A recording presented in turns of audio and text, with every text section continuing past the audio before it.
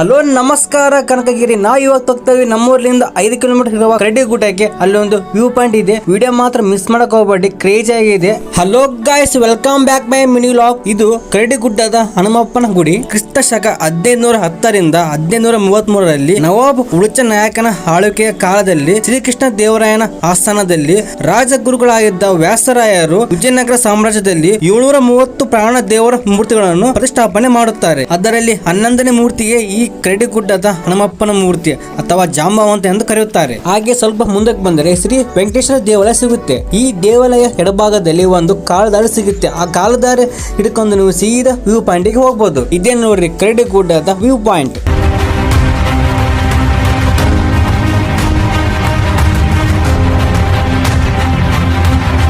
ಈ view point ಅಲ್ಲಿ sunset ಮಾತ್ರ ಎಷ್ಟು ಕ್ರೇಜಿ ಆಗಿ ಕಾಣುತ್ತೆ ಅಂದ್ರೆ ಅಷ್ಟು ಬ್ಯೂಟಿಫುಲ್ ಆಗಿ ಕಾಣುತ್ತೆ.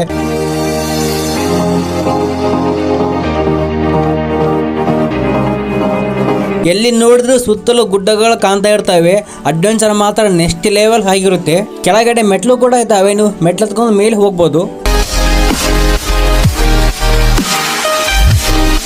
ಓಕೆ ಗೈಸ್, ನಿಮಗೆ ಇದು ವ್ಯೂ ಪಾಯಿಂಟ್ ಇದು ನಿಮಗೆ ಲೊಕೇಶನ್ ಬೇಕಂದ್ರೆ ನನಗೆ ಕಮೆಂಟ್ ಮಾಡಿ ತಿಳಿಸಿ, ನಾನು ನಿಮಗೆ ಡೈರೆಕ್ಟ್ DM ಮಾಡಿ ಕಳಿಸ್ತೀನಿ. ಓಕೆ ಗೈಸ್, ಈ ಲಾಗ್ ನಿಮಗೆ ಇಷ್ಟ ಆಗಿದ್ರೆ ಲೈಕ್ ಮಾಡಿ, ಶೇರ್ ಮಾಡಿ, ಕಮೆಂಟ್ ಮಾಡಿ, ಹಾಗೆ ಫಾಲೋ ಮಾಡಿ, ಸಪೋರ್ಟ್ ಮಾಡಿ. ಟೇಕ್ ಕೇರ್, ಬಾಯ್ ಬಾಯ್.